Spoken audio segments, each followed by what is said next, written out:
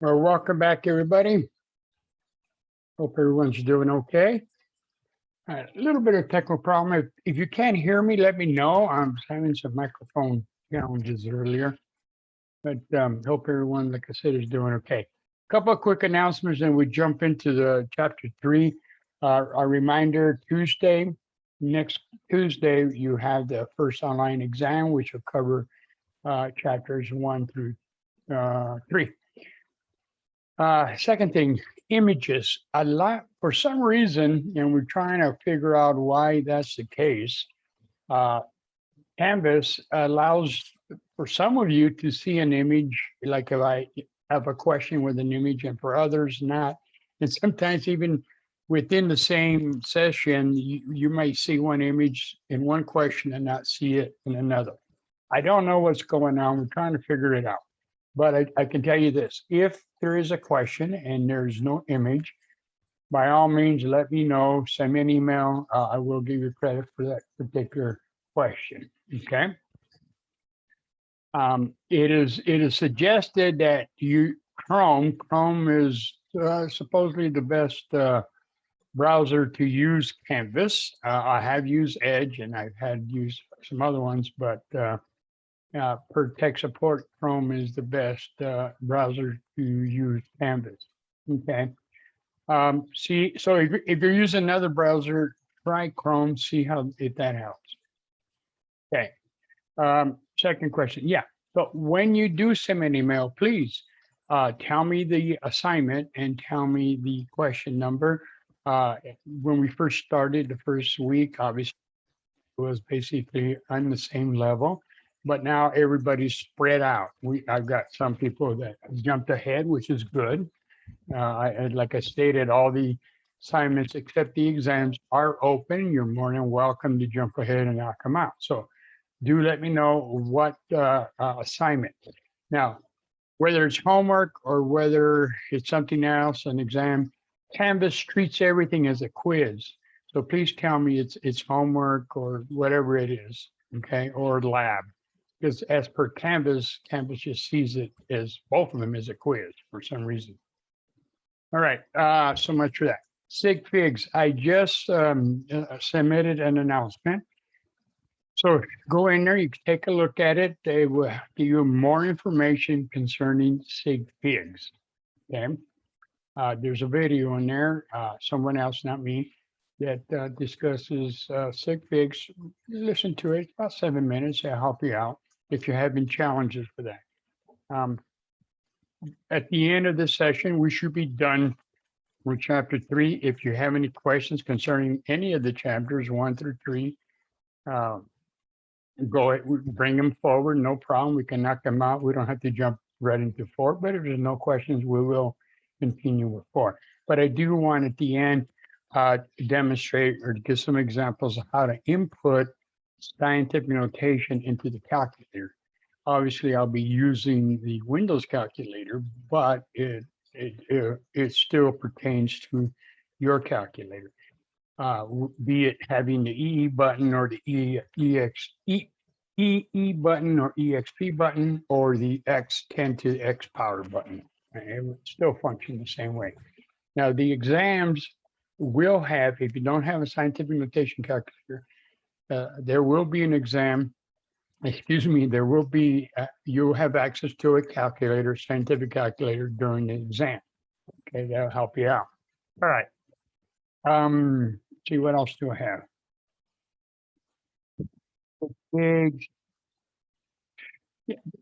Quick note about significant figures, okay? I had mentioned when we talked about significant figures, we talked about determining how many significant figures, and there was basically 2 questions to ask yourself with respect to zeros, and to determine whether a 0 is significant or not, because we know numbers 1 through 9 are always significant. Again, significant figures is we are talking about whether that number. Let me restate that. We're trying to determine how many significant figures a number has, so we can determine the least accurate number that we have. So we can, whether we do even, so when we do a mathematical function to it, our answer should be no more accurate than the least accurate digit.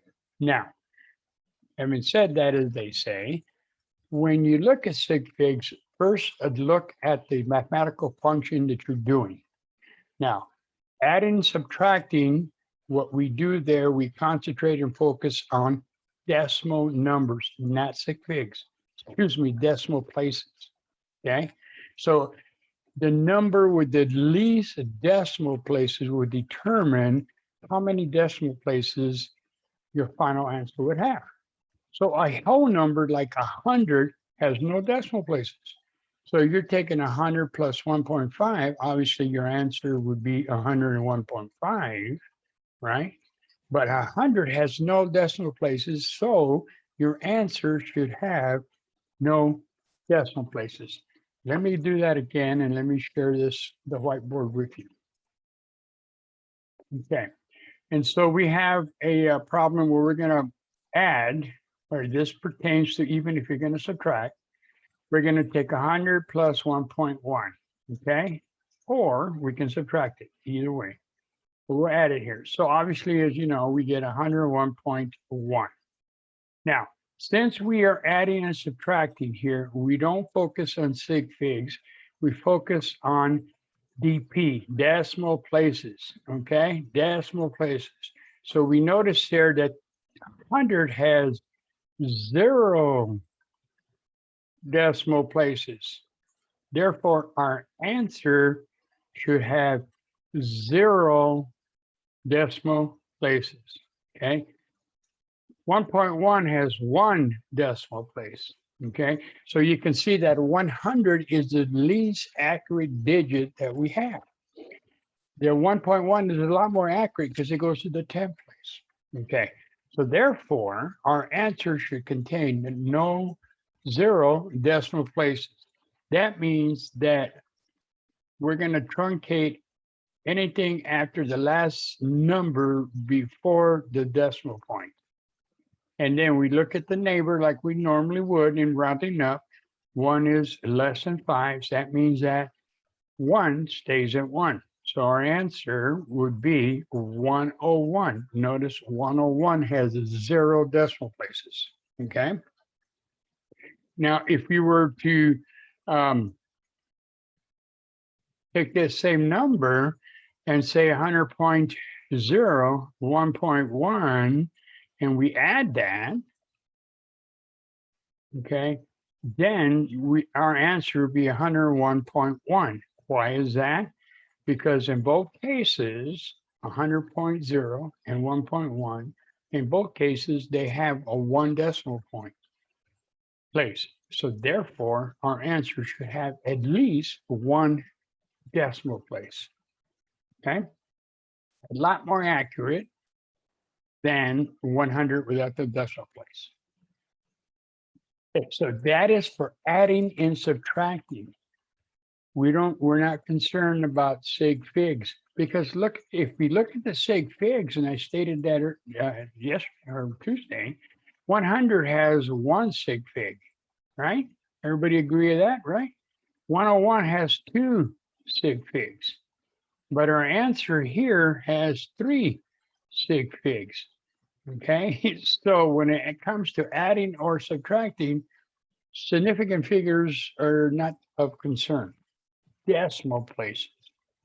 Now, when we do multiplying and dividing, and so if we were going to take that same number, 100, and either, divide it by 1.1 or multiply by 1.1, okay? Our answer should have no more significant digits than the number with the least sig figs. So in this case here, 100 has 1 sig fig, whereas 1.1 has 2 sig figs. Okay, so our answer should only have 1 sig fig. So you do the mathematics, okay? find that position that gives you one sig fig, that will be the very first number, and then truncate the rest of them. If it's a number before the decimal point, we convert that number to 0.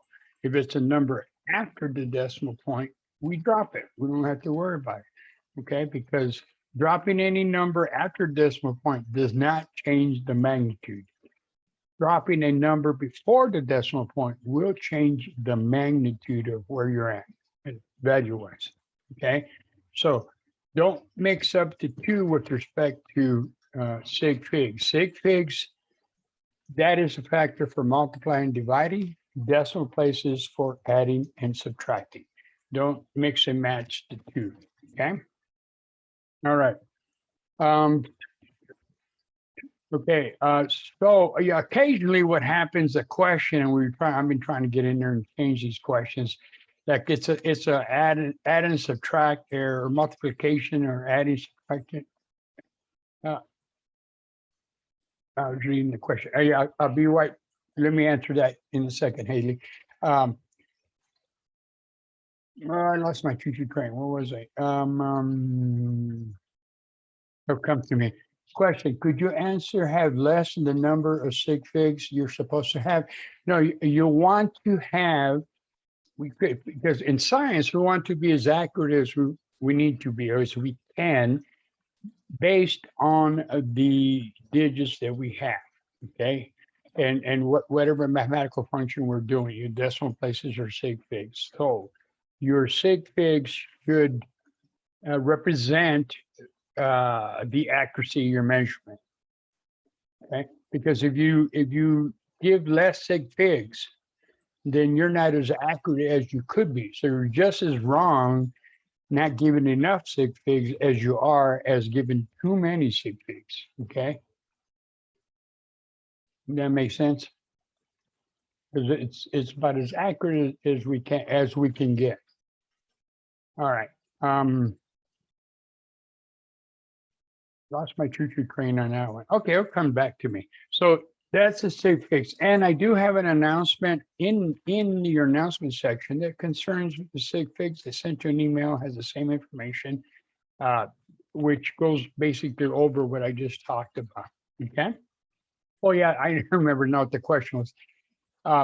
Occasionally Canvas asks the question, make sure you leave your answer in the correct sig figs. But you're doing a mathematical function of either adding or subtracting, okay? Well, keep in mind, even though Canvas is telling you sig figs, put in the right sig figs, you know you're going to add and subtract, so you're thinking decimal places.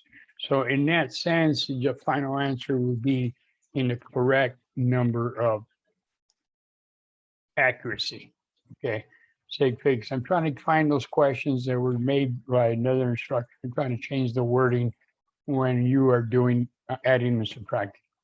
Okay, so just remember, add, subtract, decimal places, regardless of what the question is telling you about sig figs. Okay. Any other questions? I think I got what I needed with respect to, oh yeah. Yes, the announcement I sent, I just basically created, there's not created, but took another YouTube, a video on someone else describing scientific notation. So here's an alternative here for you.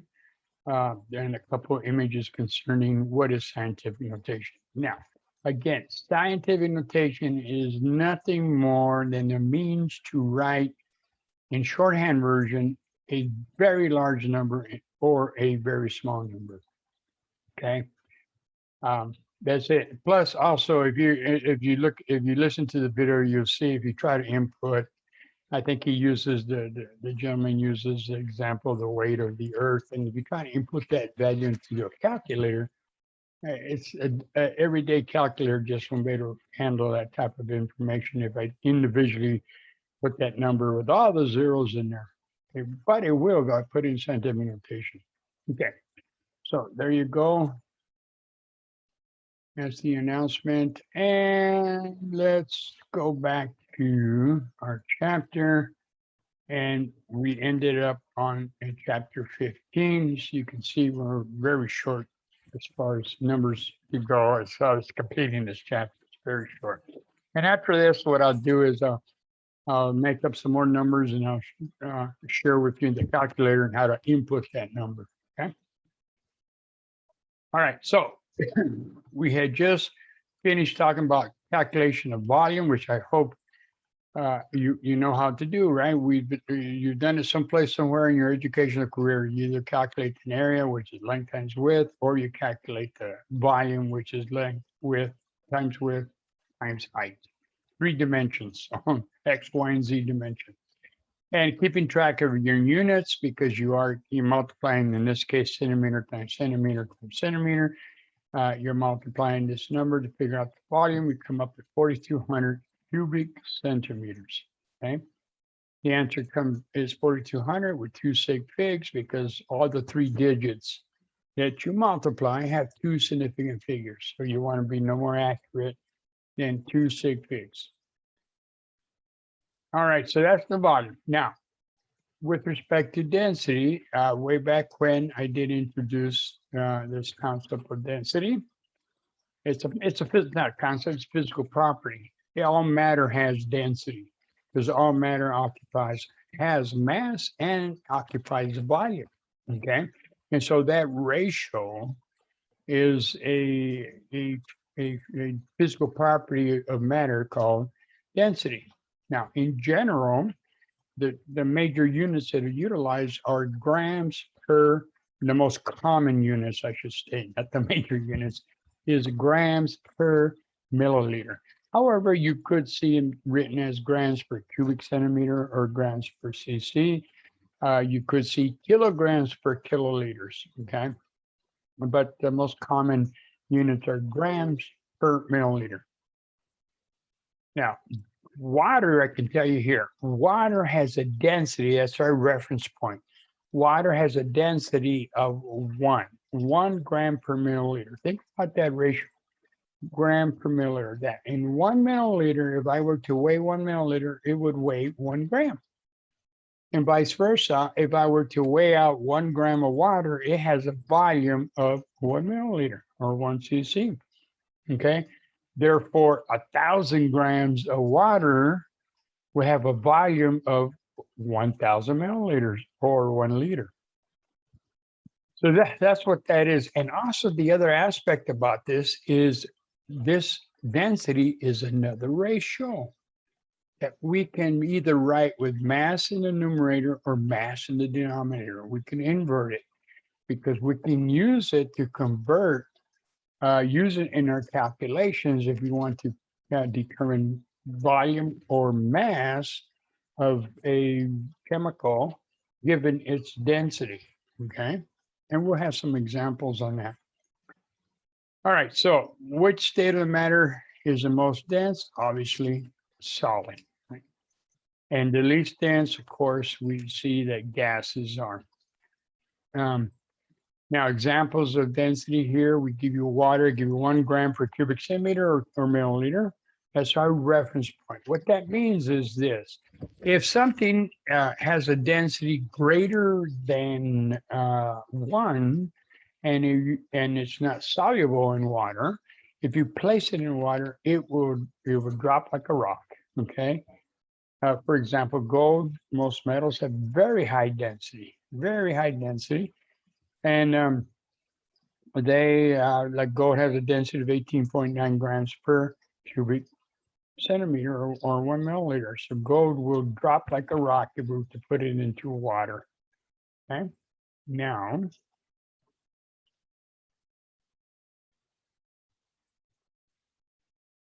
the type of calculations we can do with density, we can actually, the first type is actually calculate, determine the density of matter itself with some material, simply by taking its mass and its volume and dividing it.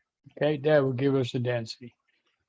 We can calculate the mass or volume given the density of the material. So we use density as a conversion factor, just like 1 inch equals 2.54 centimeters. Okay, is a conversion factor. For example, density of chloroform is 1.48 grams per milliliter. Okay, think about that for a second. Like water, we stated water has a density of 1 gram per milliliter.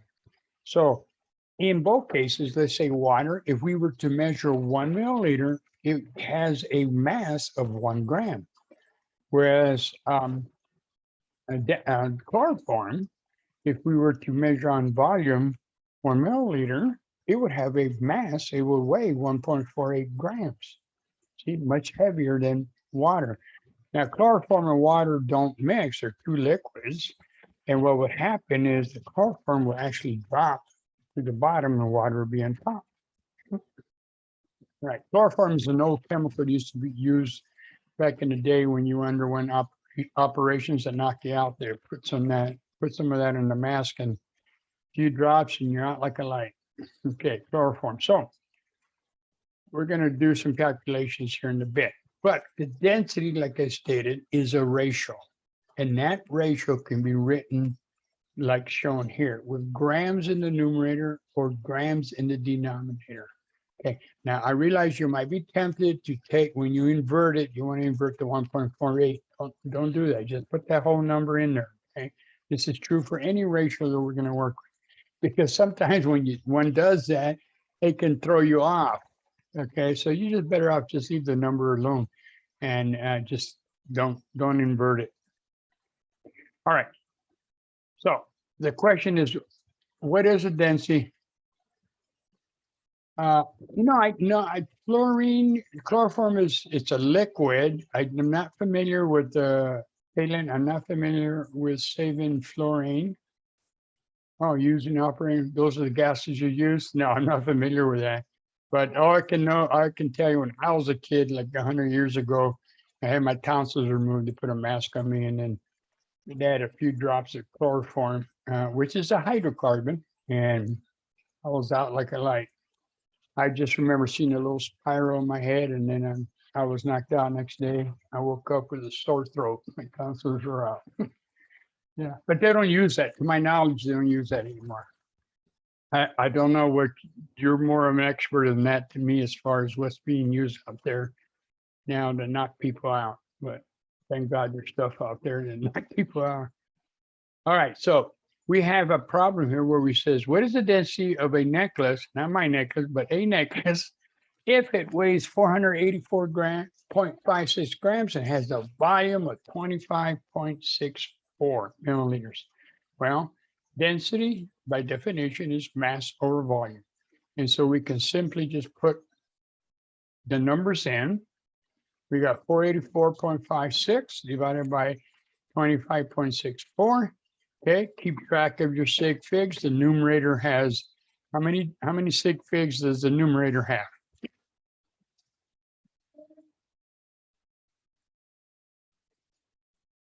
Yeah, 5 exactly. And the denominator has 4. You got it? So therefore, our answer, we're doing a division here. Okay, so doing a division, we're concerned about sig figs, not decimal places. So our answer should have no more than 4 sig figs. That's correct. So the necklace has a density of 18.90 grams per milliliter. Okay. Earlier we said that the density of chloroform was 1.48 grams per milliliter. Okay. Now the question says, how many grams would 17.54 milliliters of chloroform have? What would be its mass? Okay, you may not have a balance, but you have a means of measuring volume, and you need to know a way out a certain mass, but you do know the density. Well, given that information and given the volume, you can calculate the weight of chloroform, because we know another way to look at this is this: for every 1 milliliter chloroform, and this is true for whatever liquid we have or whatever material we're looking at, for 1 milliliter, it has a mass of, of 1.48. So we're trying to calculate, all right, well, how much does 17.5 milliliters weigh? So we set the problem up and we write down what we given, 17.5 milliliters. Our density could be written as is with grams in the numerator. Why? Because that is what we are looking for with respect to units. Okay. And you can see that milliliters cancel out, leaving me with grams, which is what the question asked for. Okay. And so we have that the 17.5 milliliters chloroform would have a mass of 25.9 grams. Okay. 25.9 grams, not grams per milliliters. Okay. I see that a lot with the problems. Notice that the units of milliliters cancel out the way the problem was set up, and we end up with grams. Now, if, for example, you were to make the mistake, and it's a quite honest mistake, and you invert it, so you have milliliters on top and 1.48 grams in the denominator. Okay, let's say you did that. Okay, keeping track of your units, what do you have? Milliliters times milliliters, guess what that is? Is milliliter squared, which doesn't make any sense whatsoever. That will be the units if you set the problem up like that, okay? And that's why it's important that you keep track of, that's why I say follow the units, okay?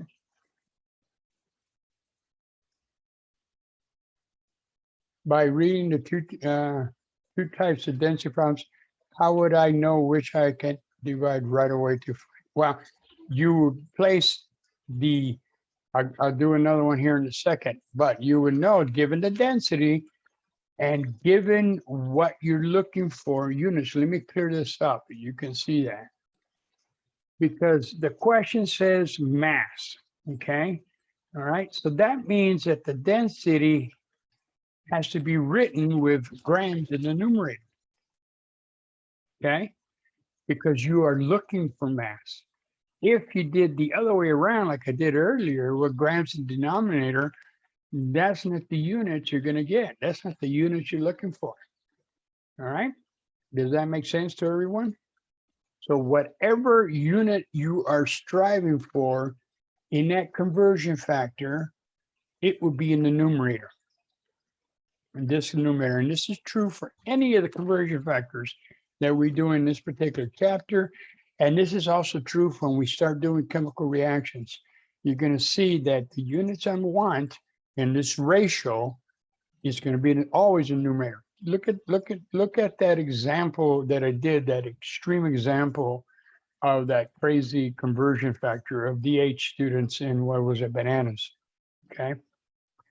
Crazy example. And I did that on purpose to demonstrate with conversion factors and setting those conversion factors up properly, keeping track of it, canceling as you go along, you're going to be in the right track. All right. Now here's the question here. It says, how many milliliters would 0.735 grams of chloroform occupy? And so guess what? We're given 0.0735 grams. Okay. So now we're going to take the conversion factor.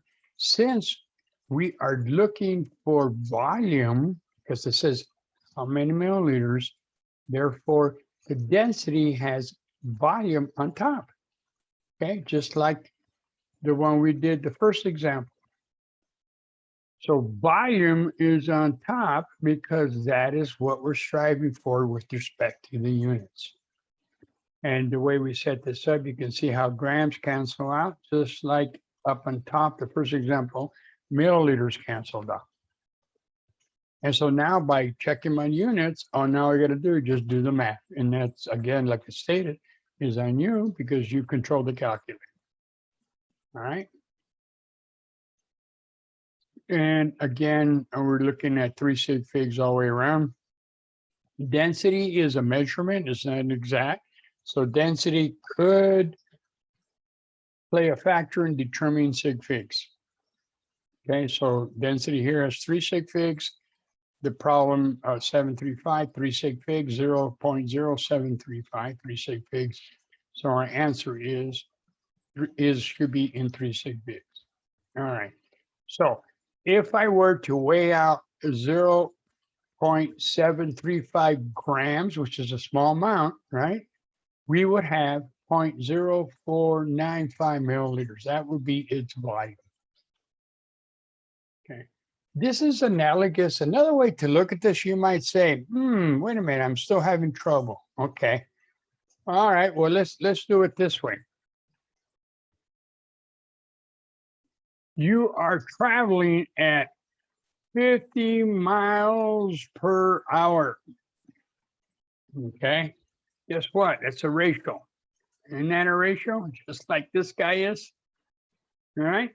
So I can write it as 50 miles per hour or 1 hour per 50 miles. Okay. And so the question is, well, how many, let's see, how many miles would I travel? Let me see, at 10 hours. Okay. And so I got 10 hours of travel. All right. I need to set up how many miles would I travel is the question. That's what I'm looking for. So I would be obviously 50 miles on top, 1 hour in the bottom, right? Okay. And so at 50 miles an hour, 10 hours of driving, 500 miles, right?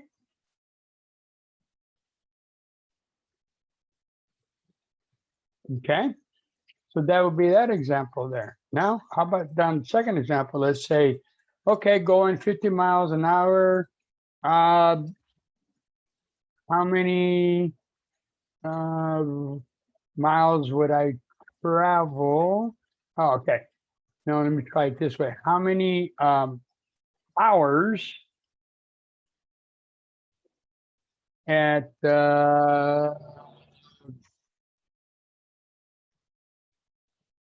if I traveled 100 miles? Okay. How many hours would it take me to travel 100 miles?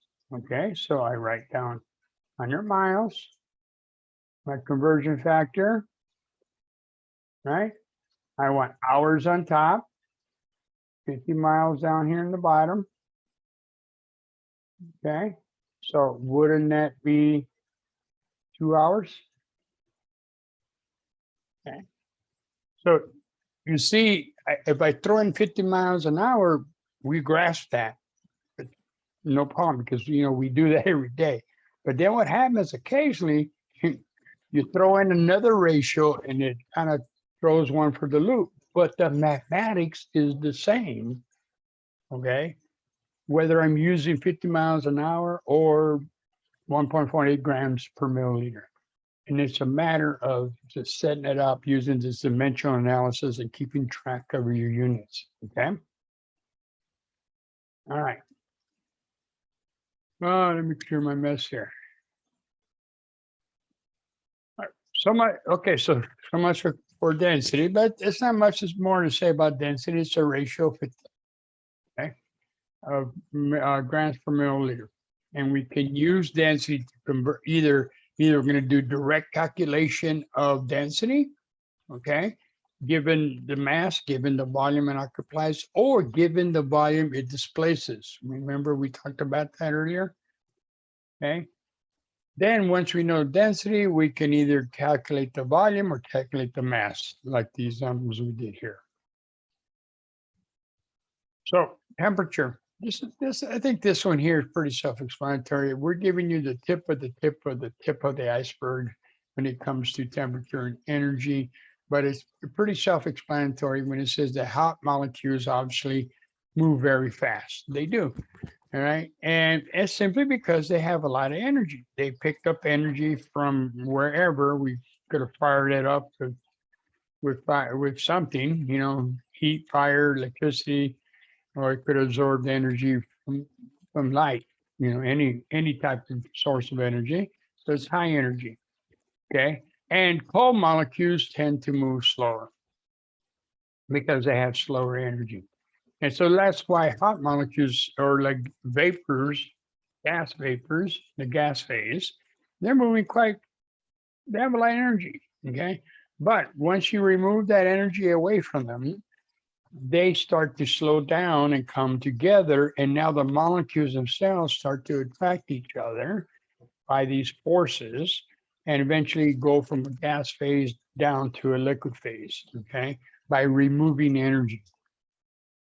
Now, temperature is not energy. It's a measurement of the amount of energy we put in. In general, when we put energy into the system, temperature goes up. And of course, we all know we use a thermometer. There's three scales that we're familiar with that we will utilize, okay? The first scale everybody's familiar with is the Fahrenheit, okay? The second scale is C for Celsius.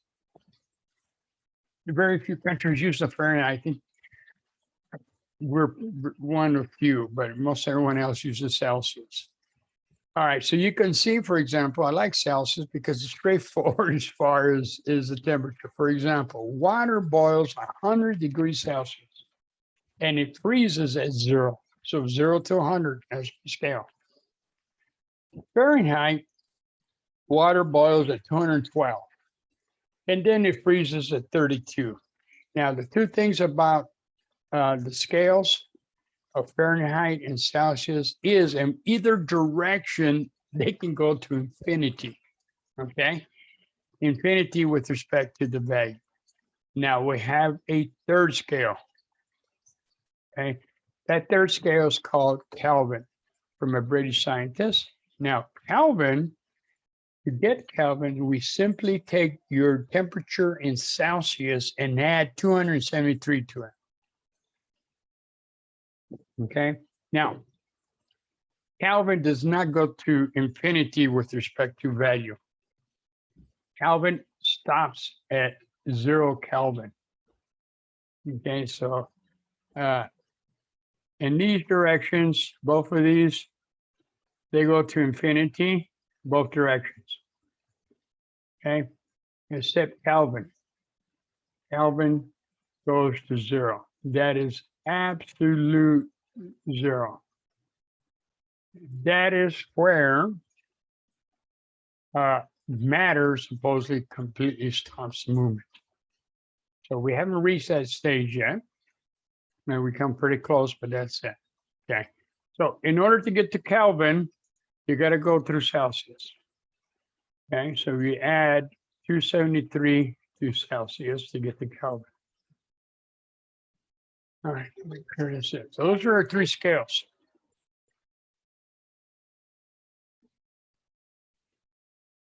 All right. Now the conversion factors that go from one to the other are given here. They're also in the shapes table, so it's not necessary to memorize them, but they're there. Okay, simply if you want Celsius, you got Fahrenheit, you subtract 32 and you divide by 1.8. Okay, that's for Celsius. If you got Celsius and you got Fahrenheit, you multiply that by 1.8 and then you add 32. That gets you to Fahrenheit. And to get to Kelvin, you simply take Celsius, add 273, and you are on the Kelvin units. So you can try these. Phoenix, obviously, we know we can get to 115 Fahrenheit. That's pretty hot. And they want you to convert to Celsius and Kelvin. Try these numbers. You get 46 and 319. Okay, Kelvin. All right, energy. Now, if you look at these two diagrams on the right, you can see it looks like a little red stick there. That's probably a thermometer, okay? And because they're both measuring at 100 degrees Fahrenheit. So the question says, which of the two beakers has the highest temperature? Okay, well, they both have 100 degrees. The one's has higher temperature. But the second question says, which one has a greater amount of heat slash energy? What would you say? Let me put it to you another way. Okay, let's assume A and B. B has the greater amount of heat. Okay, well, let's think about this for a second. All right, let's take a big pot of water. Let's assume this liquid is water. Let's take a big pot of water. We're gonna cook us some spaghetti. Okay, so a big old bag of spaghetti. So we fire that thing up with a big old, I don't know, 5-quart, big old giant pot. Get that thing boiling. Now get a little pot of, I don't know, it's enough to make a cup of tea. Get some water in there and boil. Now they're both boiling, right? They're both boiling at 100 degrees Celsius or 212 Fahrenheit. Now the question is, if any of these were to fall on you, the big pot of hot water or the little pot of hot water, which one would you prefer if you had a choice to fall on you, the little pot or the big pot? Of course, the smaller pot, right? Because they're both boiling, they're both at 100 degrees Celsius, but the little pot having less matter, less water, has less energy, less heat, okay? Compared to the big pot, it has more water, more energy because there's more matter, more molecules of water that are boiling, okay? And that's what they're asking here. So which has the greater amount of heat? And that simply would be A, because it has more molecules, okay? It is analogous, another real life example here that affects the world environment is a entity called El Nino. Anybody hear of that? And it's also, there's two of them, El Nino and La Nina. You ever hear the weathermen talk about that? Yes, I do. Yes, it is. So what exactly is El Nino, other than a little kid, female or male kid, boy? Anybody know what that is? When the weatherman's talking about it. Monsoon, it actually can cause those problems. Okay. It is a mass of water out in the Pacific. And it's not a storm, but it does cause weathers like monsoon, problems like monsoon and tropical storms and things like that.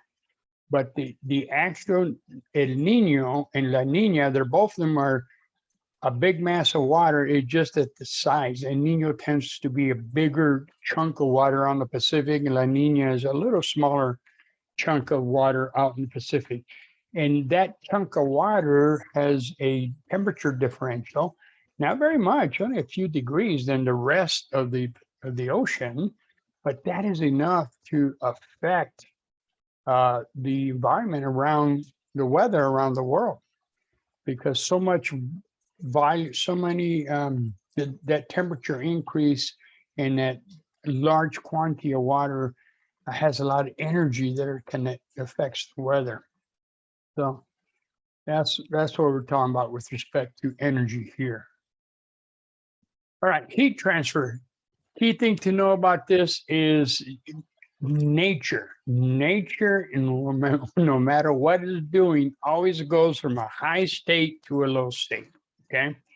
In order to put something from its grounds, what we call ground or stable state, and pick it up, we have to put energy into the system. But spontaneously, nature goes from a high state of energy to a low state of energy.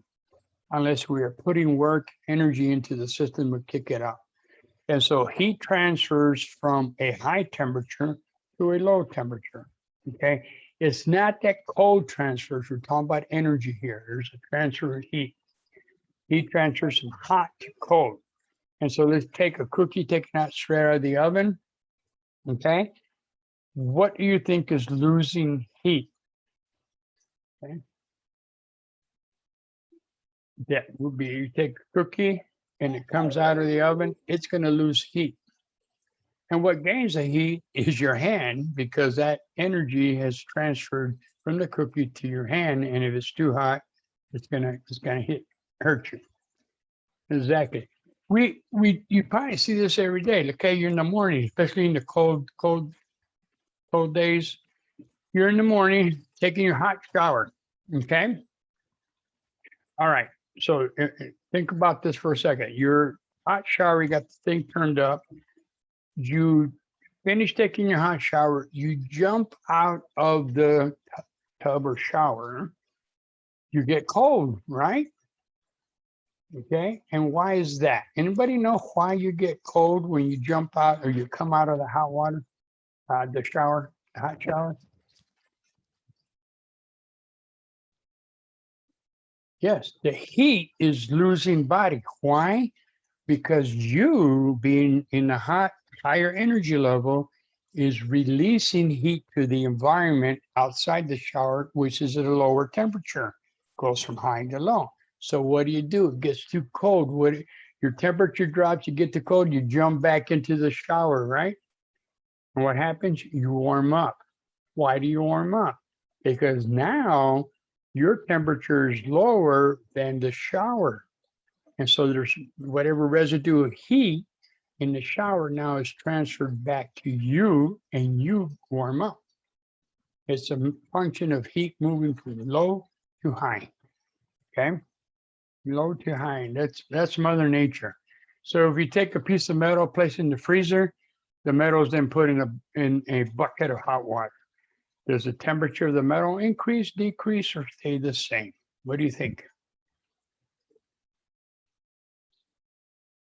So you think about the temperature, the freezer, if it's in the freezer, it would increase exactly because the freezer, the metal is in the freezer, which is 0 degrees Celsius, right? You put it in hot water, boom, its temperature goes up and the water temperature goes down, right? Right? Because now the water is transferring its energy through the spoon. So if you ever got a hot cup of coffee and it's too hot for you, put a spoon in it, cold spoon in it, and it'll cool it down for you very quickly. All right. We're almost done with this chapter. Yeah, we are. Okay, so I stated earlier, you got the exam coming soon. Okay, so check the videos out. Not only the videos for what we do here, but there are other videos from Dr. Kim. Feel free, obviously, to go view those. You got the worksheets. You might look at the practice exams that are on the website, practice conversion factors, density, temperature, sig figs. Be familiar with sig figs because sig figs doesn't end here. Okay, we use significant figures throughout the semester. Keep it in mind, we're dealing with science and we want to be as accurate and precise as possible. Okay, quick question before we take a quick break. Is there a difference between precision and accuracy? Or are they the same?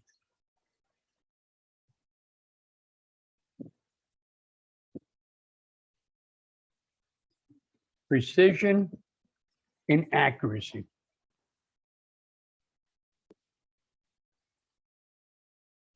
They're different. Yes, they are.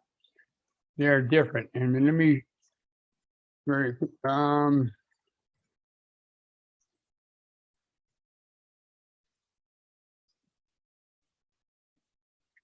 quickly demonstrate what we mean here by being different.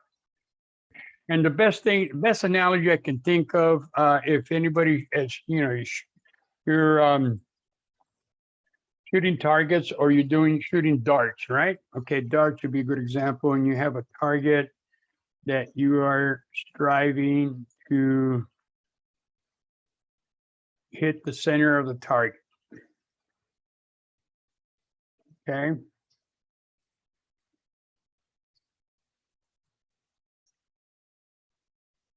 You can be precisely inaccurate. Yeah.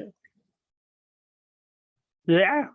Okay. Let me do this here real quick. So we're shooting darts. We got 3 targets here. Okay. It's the weekend. You're relaxing at your friendly watering hole. And you're shooting darts, and you start off in the beginning, and doing pretty good. You shoot over here, and you kind of hit one over here. You hit one over here. Maybe you got lucked out, hit one in the center. You hit one over here. Okay. Now the center dot, the center red represent accuracy. How accurate? That's the true value of whatever you're measuring. Now, it's kind of a crazy thing because we never could really measure the true value because of the inaccuracy in our equipment. No matter how precise we think we can get something with respect to measuring, there's always a degree of unknown at the measurement. But that center red dot represents accuracy. So the closer we can get to the center, the more accurate we can get.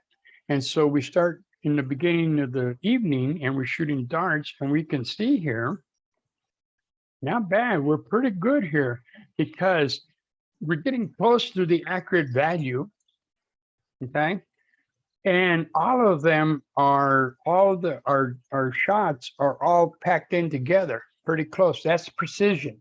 Precision is a measure of your measurements of how close they are to each other. And accuracy is how close they are to the center or to the true value.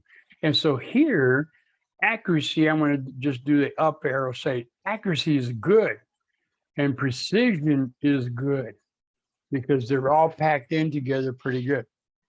Well, I don't know, maybe later on someone else tries it and, they're over here with their shots. Well, you can see that accuracy in this scenario is down, no good, because they're not very close to the true value, which is in the center.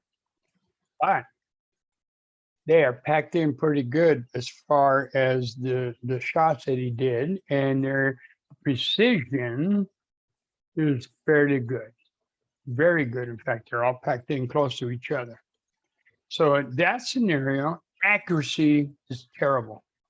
You're not even near the true value, but your precision is not bad. Okay, not bad. Then we get here, it's about 1 or 2 o'clock in the morning and everything goes crazy. Okay, you're shooting here on the wall, corner of the building. You got lucked out, maybe one here, maybe one there. And what's happened here? Accuracy is out of the window and precision is totally out the window. Okay, ideally, in what we strive for is something like that. What generally happens is we get something like this because we don't know what the true value is. We continue to measure it, and it's pretty precise with each other, and but we don't really know what the true value is, and that's why we continue to measure something over and over and over and over and over, in the hopes that maybe if everyone else is measuring the same thing, then maybe that's where we're at. And a lot of times, with respect to science, we're over here too, where the numbers, because our equipment's not the best in the world, it's not consistent, and we're hopping around over here on the far right. But that represents precision and accuracy with respect to measurements. We strive for the far left. Most of the time we're in the middle, but a lot of times we're in the far right. Okay, tell you what, let's take a quick break. If you have any questions, maybe this is a good time to put it together because we are done with chapter 3. Don't forget, if you got homework, knock it out. All right, make sure you get that done to help you out. So let's take a 10-minute, 15-minute break. We'll come back at 2:15. Uh, I'm going to do some examples of inputting the number into the calculator, the Windows calculator. And then if you don't have any other questions, we will continue with chapter 4, where now we're back to chemistry. You got to start learning about the elements, okay, and how they're put together. All right. So see you at about 2:15.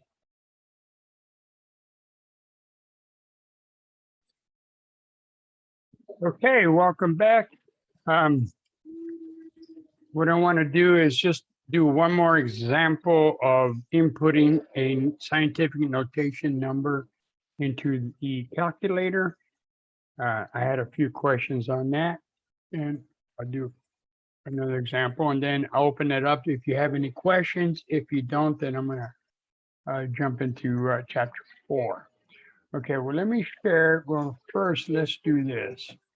The problem I'm going to do is I'm going to take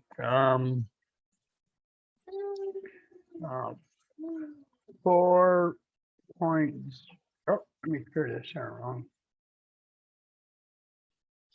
There it went. All right. 4 times 10 to the 22nd, and I'm going to multiply that by 4.01 times 10 to the negative 22. Okay. And so I'm doing multiplication. Therefore, I need to be concerned with respect to sig figs. I have 1 sig fig here, and I have 3 sig figs here. So my answer will have a 1 sig fig. Okay. All right. Well, let me share my calculator. So you can see my calculator. I got it, which is the Windows calculator. I'm using the EXP button. In my case, yours could be the double E button, or it could be the X10 to the X button. Okay. Now, not to be confused, see this button here? That is not involved in the scientific notation.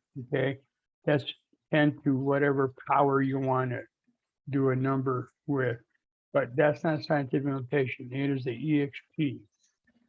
All right. So I was going to take 4 times 10 to the 22nd. And so I just type in 4 and then the EXP button, and then that gives me 22. Type in the 22 is positive exponent. Okay.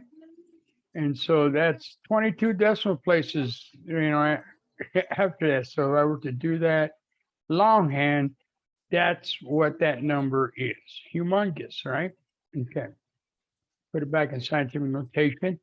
Notice that the calculator for Windows uses the letter E to represent the exponent. So it's times 10 to the 22nd power. Okay. Then I'm going to multiply that. So now it's just a matter of just doing whatever math you're going to do.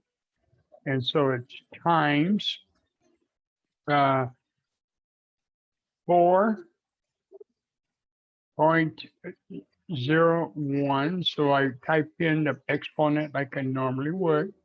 That's the exponent. That's the number in front of the times symbol.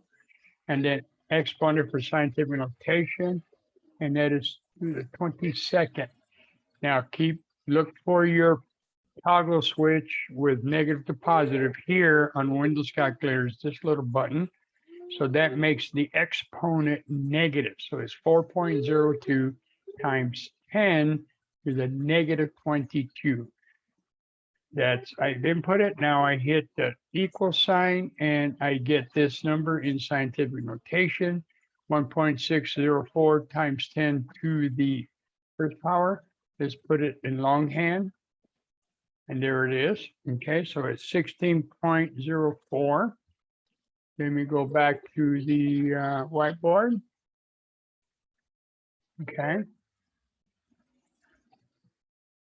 So that number is equal to 16.04.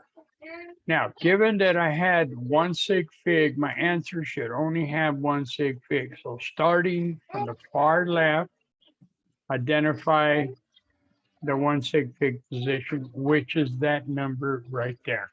Okay, the one. I look at the neighbor. Okay, using the rounding rules. The rounding rules are that number is greater than 6, greater than 5, and so therefore the 1 becomes 2. Okay, I don't drop the 6 completely. I just replace 6. Bear with me. One moment. Give me 1 second.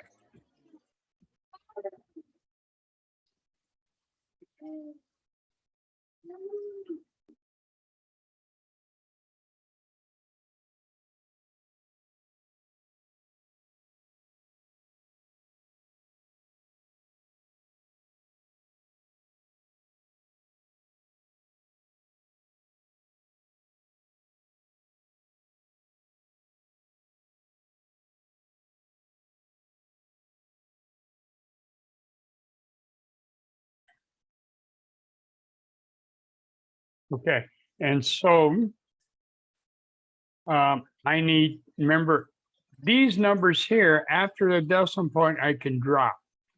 The number here, I'm going to change the color here so we make sure the 6, it is before the decimal point, so I do not drop that. I change it to a 0, so given the rounding rule, that becomes 20, okay? 20. If I were to have dropped that 6, then I would have written 2, but that would be incorrect, right? Because I'm in the magnitude of the tens, right? I'm at 16, which is a lot different from 2.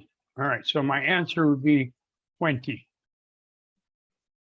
in this particular example, okay? So,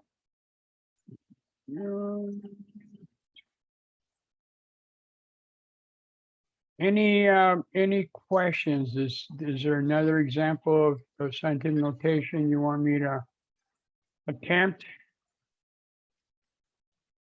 Are you comfortable with that?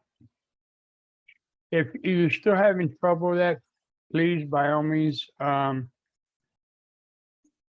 send me an email. Maybe you're having trouble inputting it.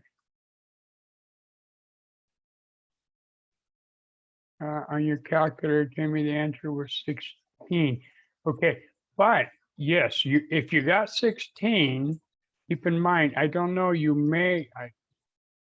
my calculator, you saw the calculator. Let me, you see the number I got on the calculator, 16.04. Don't know why you got just 60.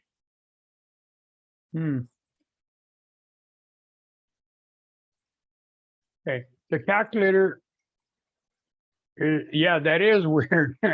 Oh, double check, input those numbers again. 4 times 10 to the 22nd times 4.01 times 10 to the 22nd. Yeah, they tend to round. There's got to be a function, Amy, there that keeps it from doing that. I know some calculators, I know they call it engineering units, maybe. It could be set for no decimal places. You may want to check the manual to make sure you not don't have it in that mode where it would kind of, it just goes into the next integer, if you will. So it truncates, automatically rounds it up. And check your manual through that. Yeah, I use Caseo. Oh, okay. But I don't know why it's not giving you the 0.04 as Windows did. I mean, I'll plug it in again. I get the same answer. I did this twice already just to verify and got the same answer. So one or two things your calculator may be just putting in engineering units, mean that it automatically rounds it up to a whole number, rather than giving you all the numbers in there. So you might fix it. It could be called something fixed, FIX, and you may need to put it out of the fixed mode and put it into the variable mode. That could be an issue there. Okay. Okay. All right. Someone had a question about which calculator to use. Now, obviously, if you have your own calculator, yes, you'll need that. But I made the lockdown browser so that it will also give you a scientific notation or scientific calculator in the lockdown browser, so you can use one or either one.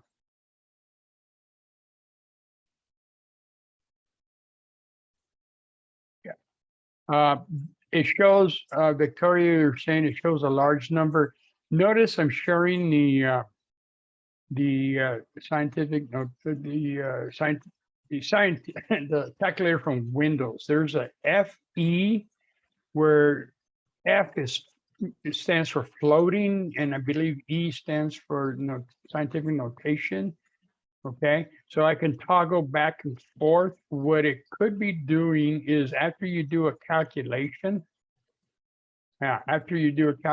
let's say I input something like this, okay, and if once it's done, okay, times 5 exponent 25, I get that number, okay, but this won't let me toggle back and forth. Let me do a smaller one. Well, the one we did, 4 exponent 22, okay, times 4.01 exponent 22 negative. Do that either.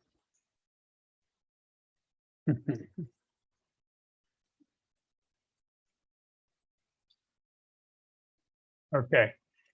Some calculators, once you input a scientific notation format, or you do a calculation, it automatically puts it in the long, if it allows it, it puts it into the long form like that. But look for a button like F-E and just click that, and it puts it back in scientific notation. Okay. I don't know if your calculator, you can keep the format, keep it in scientific notation. I know I had one a long time ago that you can keep it in the scientific notation. So everything I did was in scientific notation, but then I had to toggle it back. If I wanted to see the whole number, I needed to toggle back to variable. Okay. All right. Hopefully that helps with respect to the calculator. Remember the buttons EXP, EE, or X times 10 to the X, not this guy here, not this button. See, that's a totally different button. Okay. And try some more. And if they're still having trouble, feel free on Tuesday, bring it to class and we can go over it again, or shoot me an email and I can explain it to you. Okay.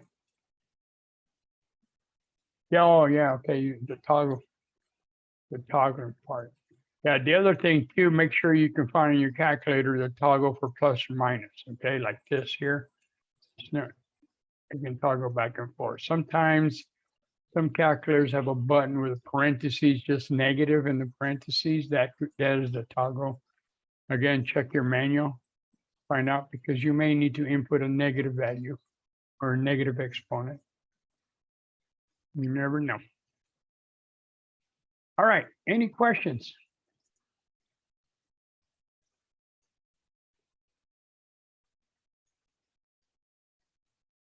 All right, well, let me continue then.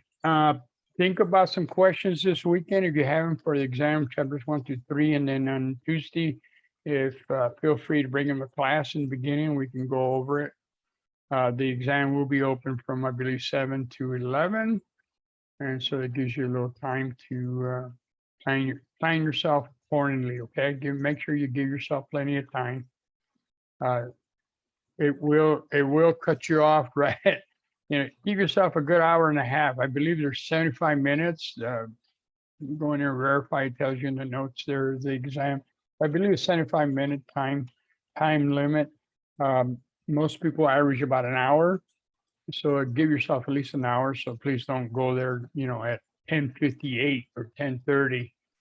Yeah, because at 11, Canvas will shut you off. Okay.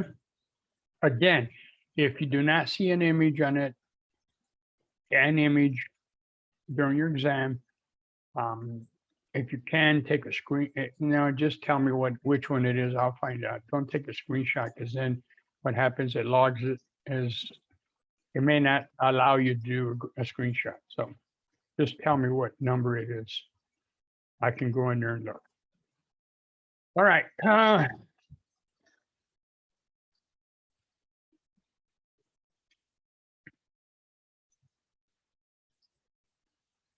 Someone had a question.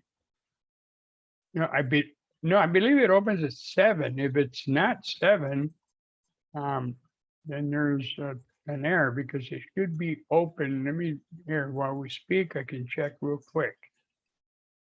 It should open up at 7 a.m.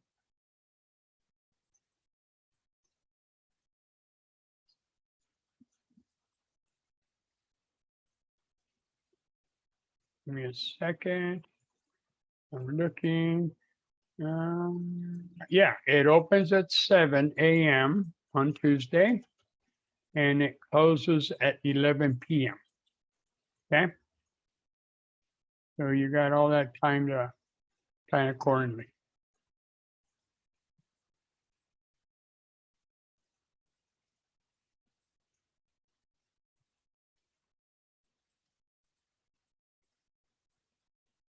All right. This brings us to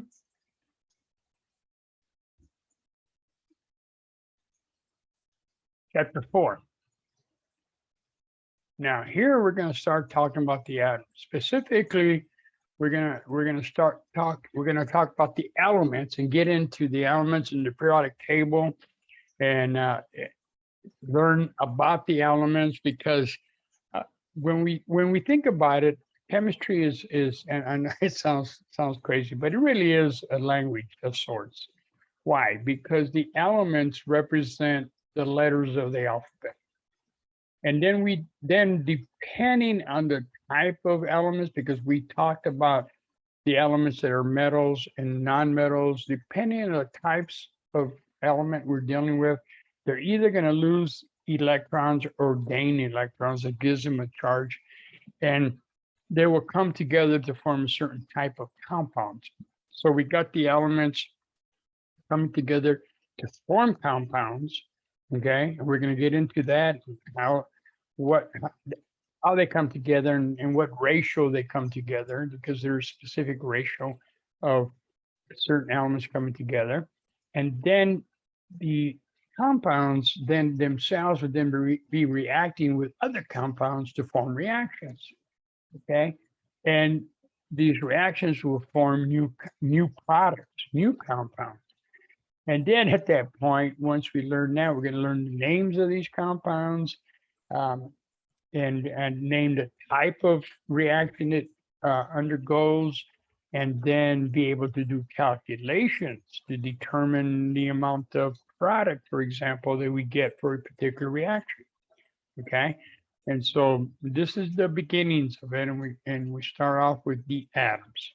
Okay, now back in 1800s, early 1800s, Dalton, British scientist, came up with the atomic theory.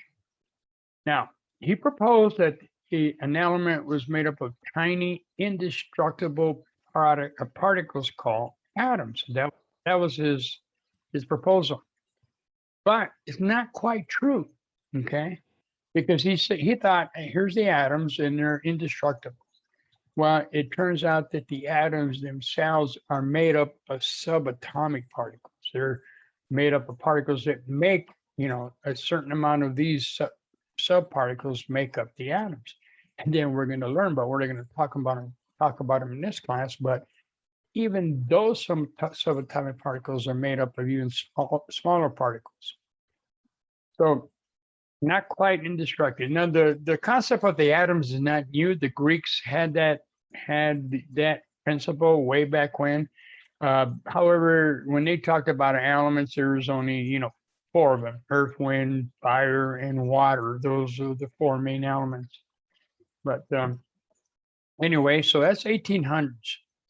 Now, the amazing part about all this, that when we get, as we progress, we're going to learn that in the 1900s, there was an explosion of information. All kinds of stuff was coming out in the early 1900s about the atoms and what they were made of and what was going on.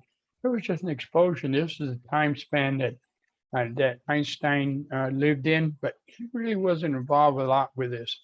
But the other scientists that were just as top scientists as he was. He just, Einstein had more PR than the rest of the scientists. So, all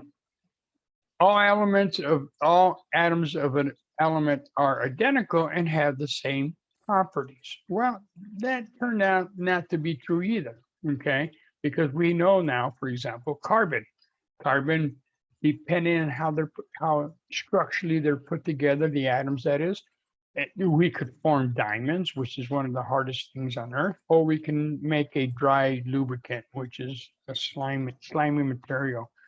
So that also didn't pan out so much with respect to Dalton's theory. This one still is true. Atoms of different elements combine to form compounds. Okay, and so things like these two diatomic elements can come together to form a new type of compound. Remember, by definition, a compound is made up of at least two different elements. Okay, two different elements. Furthermore, we learned that when they come together to form a compound, they come together in whole number ratios.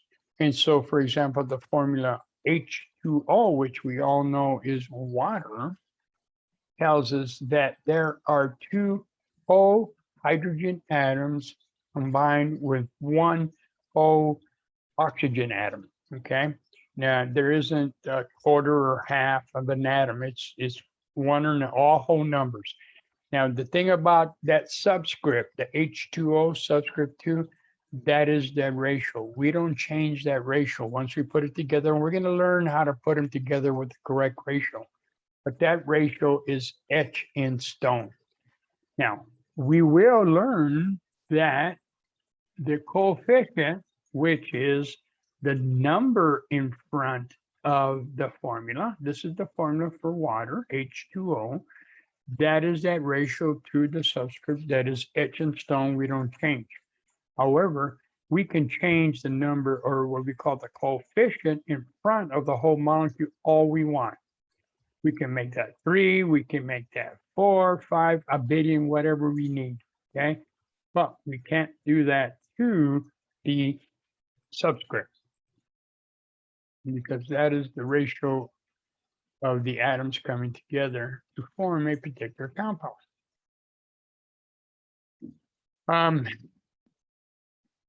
Now, atoms of two or more elements can combine to form different compounds.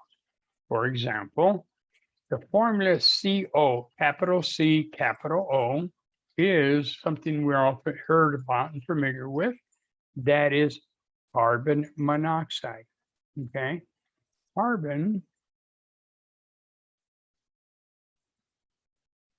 monoxide.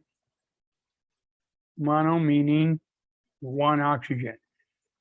The next one, CO2, guess what? That is called carbon dioxide. Okay, carbon dioxide.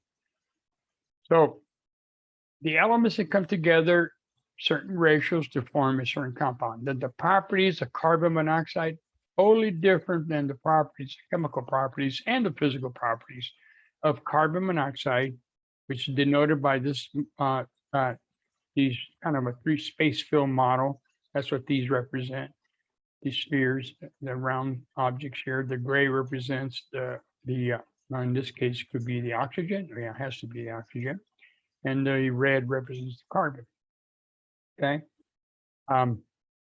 So in this case here, we got the oxygen. This is oxygen. This is the carbon. Carbon and the oxygen. We know that two different properties: carbon monoxide, deadly poisonous gas; carbon dioxide, important gas for plant life. Okay, and the only difference between the two is that ratio. We got two oxygens versus one oxygen. How they come together depends on the reaction conditions. Okay. As far to make either one or the other. Our engine, for example, when we burn fuel, we do make carbon monoxide because our engine is not very efficient as far as being able to burn the hydrocarbon efficiently. So we end up making carbon monoxide along with carbon dioxide. Now, 1897, this is the beginnings of things are starting to come together because up to this point, we really had no idea of how the atom was put together. So good old JJ, okay? JJ Thomson, radio scientist, he is credited for discovery of the electron way back in 1897, okay? The electron, this is the thing, this is the guy that kind of got me thinking a lot and got me into the field of chemistry. This thing does a lot. All the chemical reactions occur because of electrons, which is the same type of matter that you get in the morning when you got a bad hair day, your hair's like poof, all static, clean kind of hair day. Those are electrons, okay? Now he determined using what we call cathode rays. That's not important, right? But they're rays that are being deflected by electron fields in a magnetic field. So I'm going to show you a little video so you can see exactly what he's talking about. But he was able to demonstrate that these subatomic particles are being generated and had a charge to it. Okay, they had a charge to it because of the magnets or the electrical field that was placed in there. So let's continue.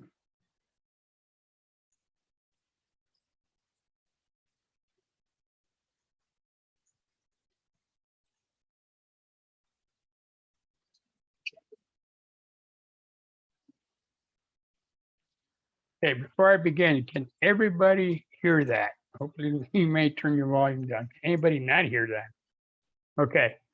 This tube, FYI, is the beginnings, is where the old-fashioned television came into play. Because what's going to be happening here is going to be a beam that's going to be shooting across, and it's going to hit the screen up front. Okay, there'll be beams that will be shooting across like this. Okay, now in the front, there's this material on the screen that the electron beam has energy associated with it. Well, when it hits the screen, it's going to transfer the energy to the particles on the screen.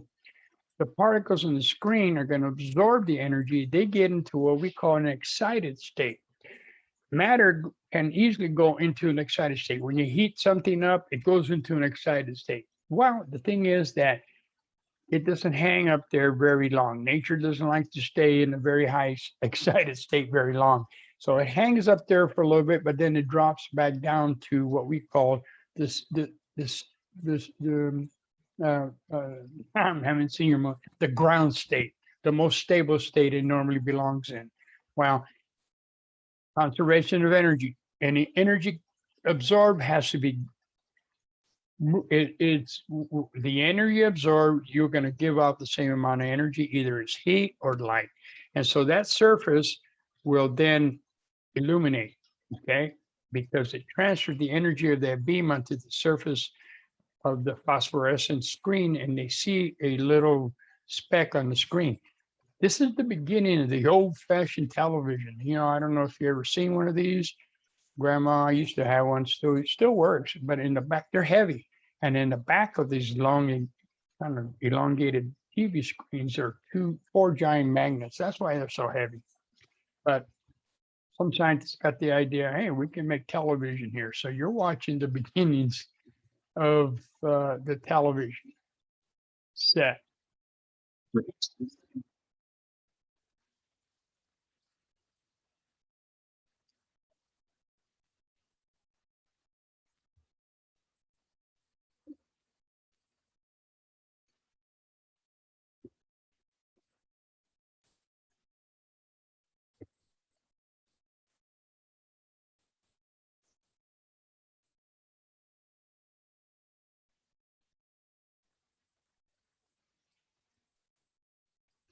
Now, any electro field, anything that's charged that moves has associated with it has magnetic properties. Okay. And so this charged beam has associated with it a magnetic property with it. And so by putting this applied uh, force on it with a negative and positive, look what happened. That beam gets deflected. It's down, no longer in the center, but it gets deflected down. Okay. That implies that that particle is a charged particle.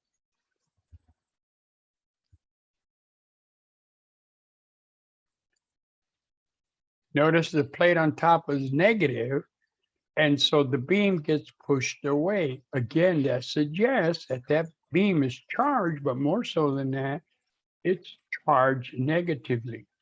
Okay. And that's why it's pulling away from the plate that is negative charged.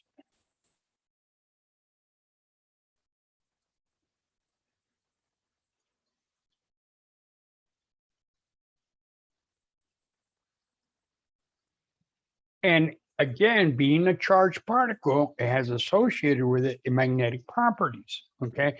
Every electrical wire that moves current from point A to point B has an electrical property to it.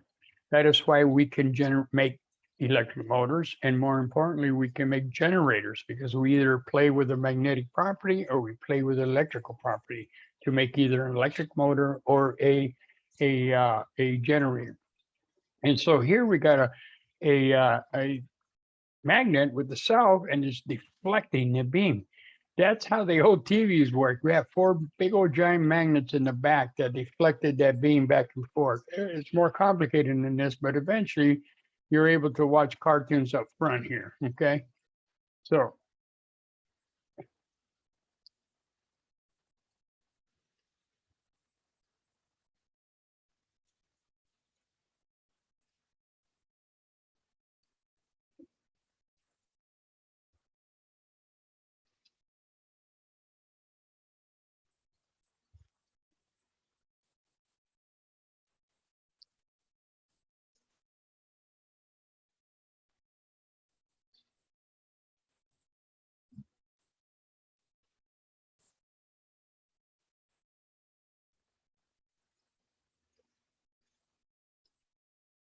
now we're definitely not going to get into this mathematical equation here. The point is this, that he was able to calculate that ratio of V over M. Okay. M is the mass of that electron. So this is how we can determine the mass of the electron by knowing what E is. Further down the road, E was determined. Once we knew what E was, guess what? We figured out what mass was, what the mass of the electron. It turns out to be extremely, extremely tiny.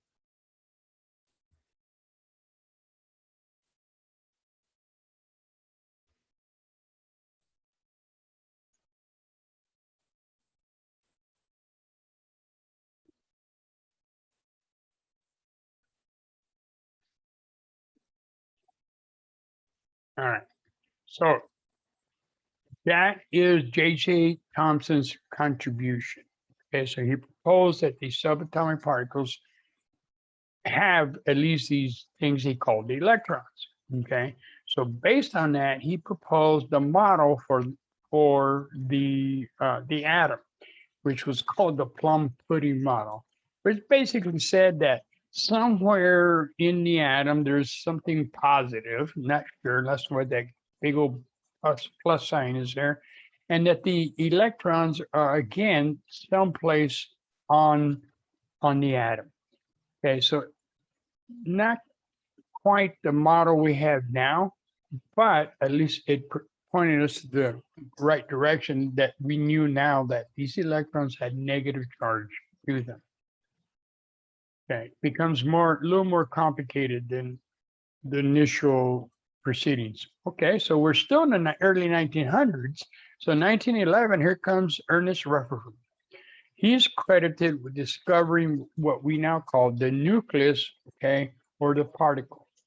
And what he did, he basically took a foil gold and he bombarded it with these particles. Now, if the plum pudding theory was correct, the majority of the particles would just shoot right through. But he was finding something interesting. He found that these particles were actually being shot off at an angle, which suggested that these particles were hitting something pretty dense enough for these particles to be ricocheted out, just like shooting pool. You know how you aim your cue ball to a ball and you're trying to get it at the corner pocket. There were shooting pools with atoms, okay? And he used a similar type of apparatus that J.J. Thomson did, but a little bit different. You'll see here. All right.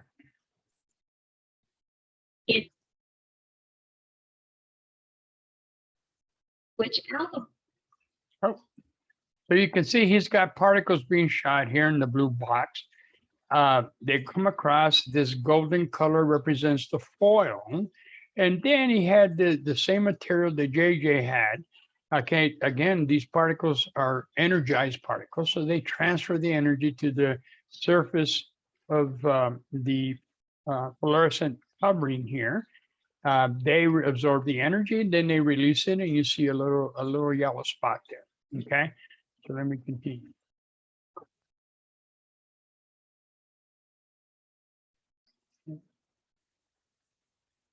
Okay, so you can see that he was expecting, based on the plum pudding model, that all these particles would shoot through, but he noticed over here, some of these got ricocheted off to the left. In fact, some particles were going straight back to the source. You know, it's an analogy. They use the analogy of, you know, it's like you shooting a rifle and through a Kleenex and the bullet came right back to you exactly. That was just pretty wild. So that suggested the fact that they were ricocheted. Those particles were hitting something that was very, very dense, a lot heavier than the particles themselves to be deflected.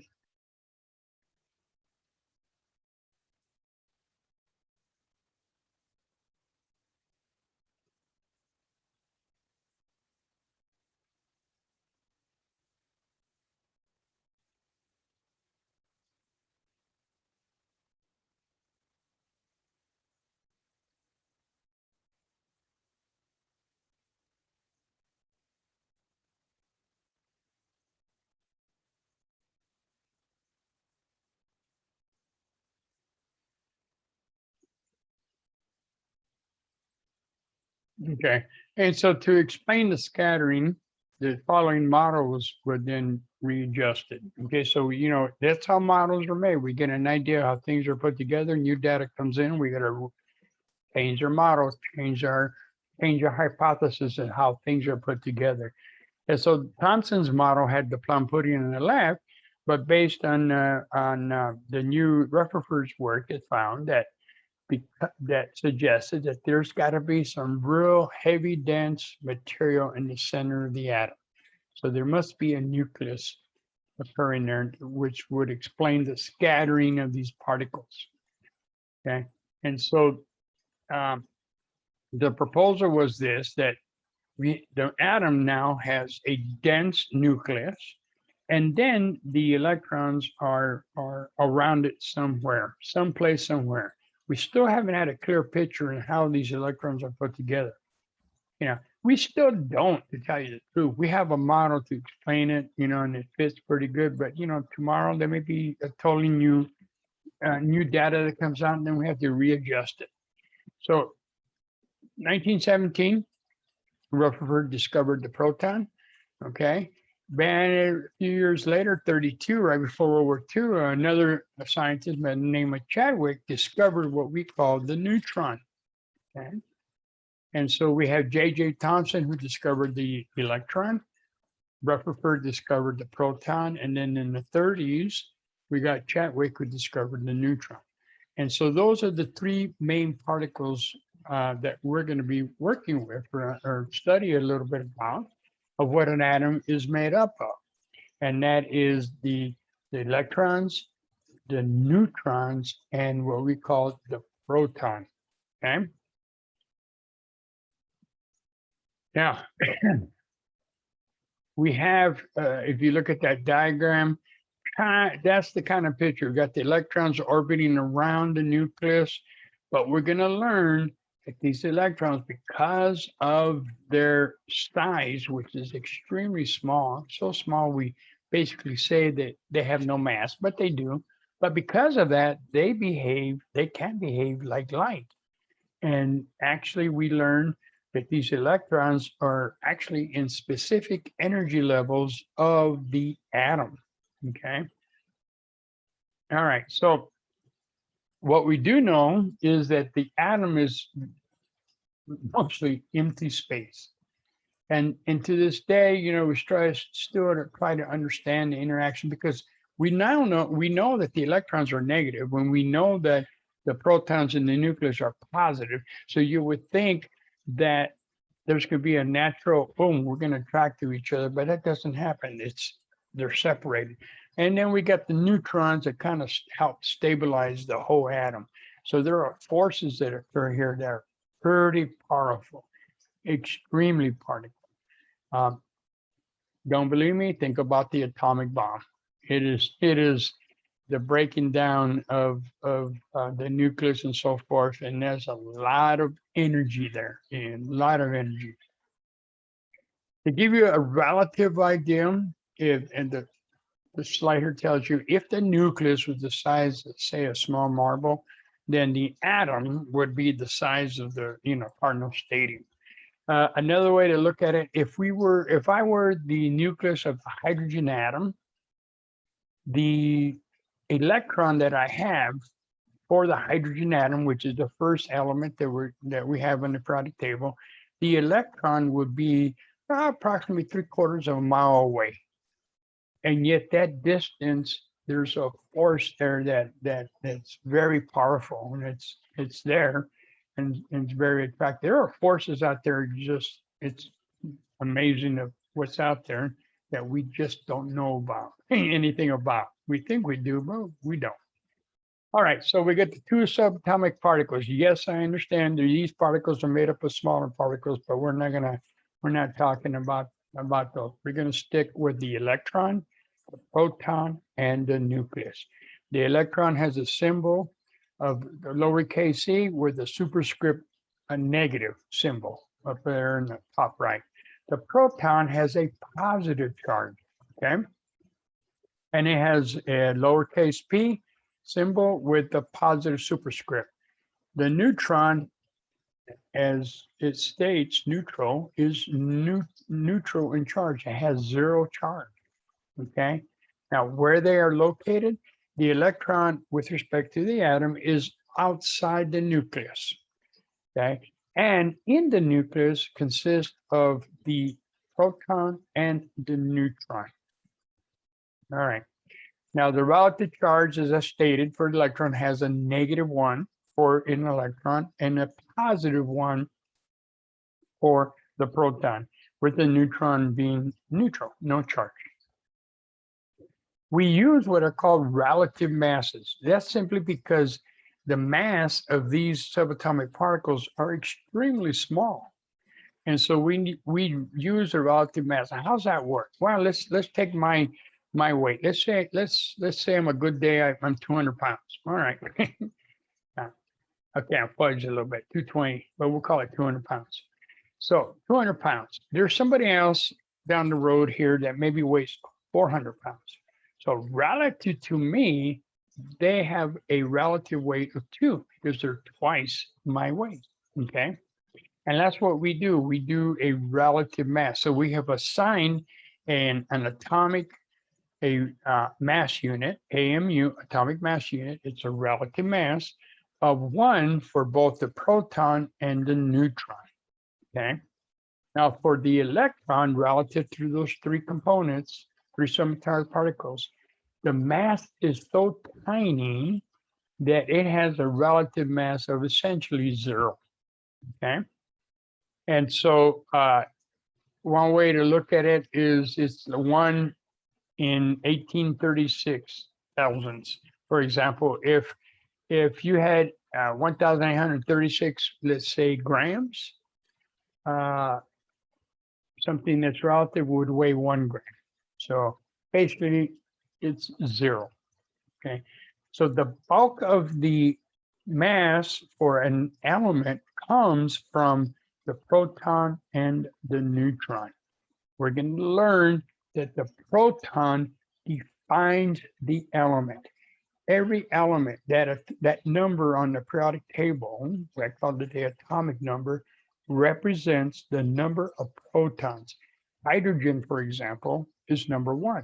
It has 1 proton, okay, and 1 electron. Number 2, helium, has 2 protons and 2 electrons. Now the neutrons, we're gonna show you how to calculate that here in a bit.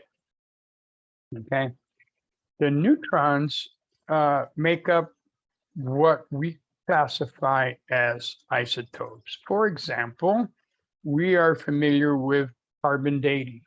You may have heard someplace carbon dating, where there's really 4 types of carbon. We call it carbon 11, carbon 12, carbon 13, carbon 14. Now, all those 4 types of carbon have 6 protons, because again, the proton defines the element. You can lose neutrons, you can lose electrons all day, no problem. But the moment you lose or gain protons, then you change the element. Okay. Now the thing about carbon 11, carbon 12, carbon 13, carbon 14, they all have 6 protons. Where they differ is the number of neutrons. Okay. And hence we have whole numbers of carbon 11, where we have 6 protons and 5 neutrons.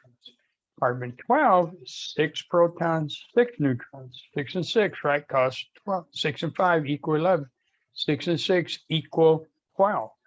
Carbon 13, okay? 6 and 7 equal 13, 7 protons. And carbon 14, guess what? 6 and 8, right? Those guys are called isotopes, and they all have a different concentration in science, in the environment. And so when I tell you we don't use the atomic weights of the periodic table to determine sig figs, and that this is why. Because the atomic weight, that number, that decimal number for carbon, if you're looking at your periodic table, which is 12.01, that is the average of those 4 isotopes, carbon 11, carbon 12, carbon 13, carbon 14. That is the average of those and their concentration to nature. Carbon 12 is the most abundant, okay? And that's why if we look at the atomic weight of carbon in the periodic table, you see it to be 12.01, right? And that's because that is the most, carbon 12 is the most abundant isotope in nature. And so if we average those 4 carbons, their atomic weights of 11, 12, 13, and 14, we end up with a decimal number and a number that's closer to 12 because that's the most abundant. And so again, we don't use atomic weights in our sig fig calculations. Why? Because these are averages of whole numbers. And that's an infinite number of significant figures. Okay. Okay, we'll come back to these neutrons and isotopes here in a bit. All right, so what do we do? Atomic notation. What atomic notation basically is the symbol SY of the element. There's 118 elements, right? On the upper left, superscript left, that is the mass number. Okay. And the subscript left, Z, is the atomic number. All right. The mass number is a whole number. Don't confuse mass number with atomic weight. The term weight is a decimal number. That is that number underneath the symbol on the periodic table. The mass number is a whole number, and that is the sum of the protons and the neutrons, okay? The atomic number, which is on our periodic table, that number on top of the symbol, that is equal to the number of protons. So element number 20, if you have the periodic table there, it has 20 protons. And guess what? How many electrons it has? You got 20 electrons. Okay. Let me share with you the periodic table. You can see where I'm at. All right, here's the periodic table that we utilize. Okay, so you can see there's 118 elements, right? Here's 118, bottom right corner. These two starting at 58, I will get back to that in a second. But look at the symbol for all these elements. So if you look at element number 1, hydrogen. Hydrogen is element number 1. It has 1 proton, 1 electron. Okay, let's look at number 54, xenon, Xe. Okay, the number on top is 54. That tells you it has 54 protons and 54 electrons. Strontium, number 38. Okay, it has 38 protons, 38 electrons. Okay, now the electrons are negative, the protons are positive charge. Okay, so with that being said, what can you tell me about the overall net charge of all of these elements? What do you think they equals to? If I have X amount of positives and X amount of negatives, what is the net charge? 0, exactly. They're neutral. Okay, they're neutral. So the elements have a 0 charge because they have equal number of protons and equal number of electrons. It is only when we start to lose electrons and gain electrons that we end up with a charge. And these are the ions that we ingest. We don't ingest the elements. So if you're eating sodium on your sodium chloride on your French fries, you are not eating sodium element, the element sodium or the element chlorine. You're eating the ion. We call those ions. All these electrolytes you drink to keep you hydrated and so forth. Those are elements that have either gained or lost electrons. And remember when I told you way back when, this in long-term memory, with all metals lose electrons. And if you lose an electron, you lose a negative charge. Guess what charge you have left over? Think of it in terms of psychological terms. If you have a negative attitude and you lose some of it, don't you become more positive? Yeah. And so all metals that lose electrons, they end up with a positive nature, a positive charge. And that positive charge can be about +1 or +2 or +3. We're going to learn that. And we're going to use a periodic table to tell you what's that charge. You don't have to memorize it, just know its position in a periodic table. Okay, and the other end of the spectrum, if all nonmetals gain electrons, what do you think their charge would be at the end of the day, as they say? Negative, exactly. And so the nonmetals like chlorine, Cl, number 17, it will gain an electron. and end up with a negative charge. Okay. Those are sodium, which is number 11, way on the far left, is a metal. It will lose electrons and become positive. The chlorine, which is in number 17, is a nonmetal. It will gain electrons. Now, I'm going to give you one more bit of information that you can extrapolate from the periodic table and not have to sit and memorize the periodic table. Okay? Everybody here in group 1A, I've highlighted here, everybody here, they all have different number of electrons. Okay? Hydrogen only has 1 electron. Lithium, number 3, has 3 electrons. Sodium has 11 electrons. Remember that atomic number is the number of electrons and protons. Okay.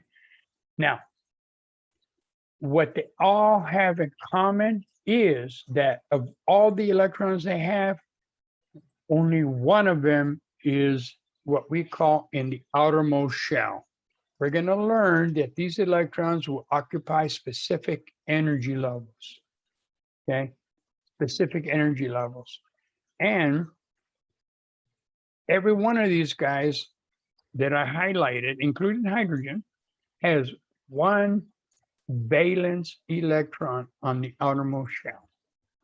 Okay, which means that when they lose electrons, guess what? They're going to lose 1 electron. So lithium will end up with a +1 charge. Sodium will end up with a +1 charge. Okay, that's straightforward, nothing complicated. Guess what? Let me give you something else. Now, this is true only for the Roman numeral A elements. I can't do that for the ones in here, but the ones highlight. QA, I've highlighted in yellow. Okay, every one of those guys have different number of electrons. Beryllium, number 4, has 4. Magnesium has 12 electrons. Calcium has 20. Okay, but what they have in common is in the outermost shell, everyone in that group has 2 valence electrons. So beryllium has 4 total. Of those 4, 2 of them are in the outermost shell. Magnesium, number 12, has 12 electrons. Of those 12, 2 of them are in the outermost shell. And hence, when they're metals, and when they lose electrons, guess what charge they have when they lose those 2 electrons? What do you think their net charge? You got it, +2 charge. Okay, let's go the opposite of the spectrum, and we're going to learn why these guys lose electrons and why these gain electrons. We'll learn that with time. I'm giving you some heads up information. Let's go to 7A, Roman numeral 7A. Okay, now these are in the non-metal category. And like stated, being nonmetals, they want to gain electrons. Now, given the group they're in, okay, and given the magical number that we're going to learn about, 8, which is the octet rule, that means that the driving force for these elements to give up or gain electrons is when they're done giving up electrons and when they're done gaining electrons, they're going to have 8 of them roaming around their outermost shell.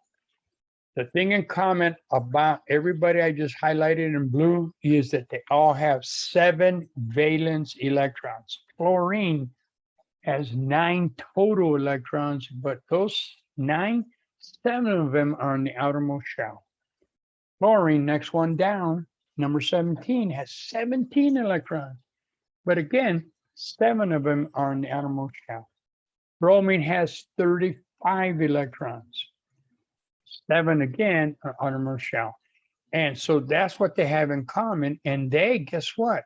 I got 7 valence electrons. I need 1 more. All right. And so what do you think that those guys in group 7A, when they gain an electron, what do you think their final charge would be? Keep it in mind a magical 8. How many numbers do I need to get to 8 from 7? Exactly, -1. You got it. we can extrapolate. We can go to group 6 right here. How many, what do you think these guys, what charge would they have once they gain electrons because they're nonmetals? -2. You got it. So there's a trend here. We don't have to memorize a periodic table. We used to have to do that 100 years ago. I don't emphasize that. Yes, there are certain things you need to memorize so you can't get around it. But more importantly, I think, is analyzing the data you have. I'm giving you that periodic table we have here. You're gonna get it. You're gonna get a ton of information just by the position of the element in that periodic table. And so I could pick any one of these guys and say, all right, look at number zirconium, number 40. Can somebody tell me how many protons ZR has?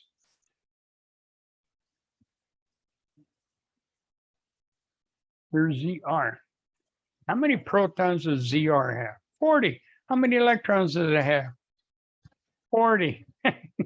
Okay, you see? So now the important thing about protons here is the protons define the element. Now here's lead. Let me find lead here. Lead's right here, number 82. Okay, all right. And gold, you know gold, right? We all like gold, don't we? Gold's number 79. Now, back in the day, alchemists were the precursors of chemists.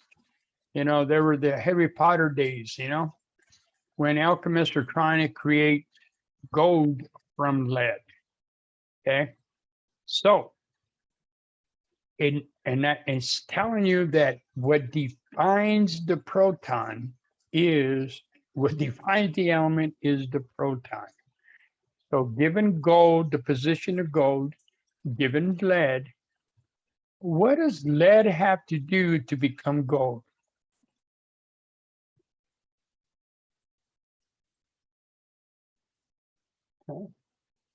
Because lead has 82 protons. Gold has 79 and must lose 3 protons. And where are the protons? In the nucleus. And what do you think would happen to lead if we kicked out 3 protons? I think it would be a pretty big boom. Okay, a nuclear fission, which is an atomic bomb kind of scenario, because those protons have to come out of the neutron to become gold. So that's a big challenge without blowing yourself up. So if you can figure that out, you can make gold. But then, you know, if you can make gold, then gold would then be worthless because, you know, you can make it now. So it won't be as rare as it would be. Anyway, all right, let me go back. Didn't mean to go off on the side note here, but I wanted to show you some information that we can get very quickly from the periodic table. So the mass number, again, is a whole number, okay? And the atomic number is the atomic number on top of the symbol of the periodic table, which tells you the number of protons and the number of electrons. Now, to determine the mass number, well, remember the atomic mass unit of 1 for a proton had 1, neutron had 1. That's what makes up the mass number. So the number of protons plus the number of neutrons makes up the mass number.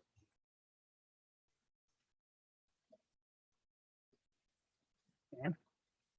And so every atom of an element has the same number of protons, okay? Every atom of the elements, that's all carbon atoms have 6 protons, okay? That's what that is saying. All hydrogen atoms, and notice I said hydrogen atoms, I'm not talking about hydrogen gas, which would be diatomic, but it's still the same.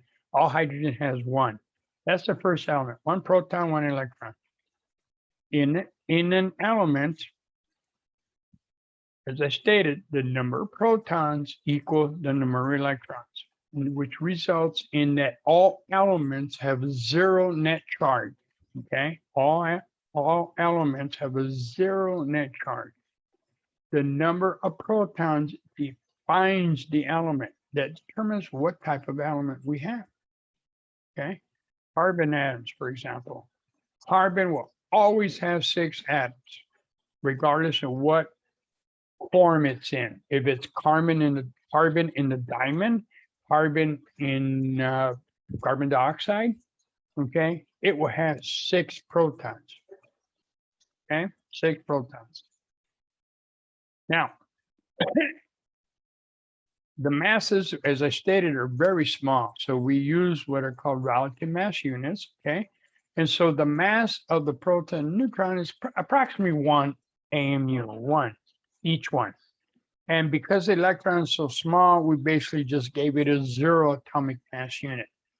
And the ironic thing about this is that even though the electron is so tiny with respect to mass, it has it affects the whole properties of the element and the compound. All the action in chemistry is because of the electrons. Okay, now the mass number, as we stated earlier, is number of protons and number of electrons. How do we calculate the number of neutrons? Well, we rearrange this and we say that the mass number minus the number of protons is the number of neutrons. Okay, so for those elements that are most abundant in the periodic table, okay, for those what we call isotopes, they're isotopes because they it's carbon, but you know what I should do? I got 5 minutes. Let me do this.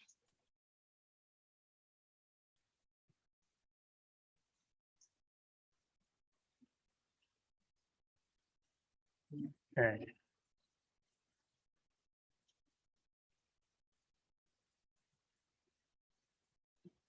All right. I'm going to go back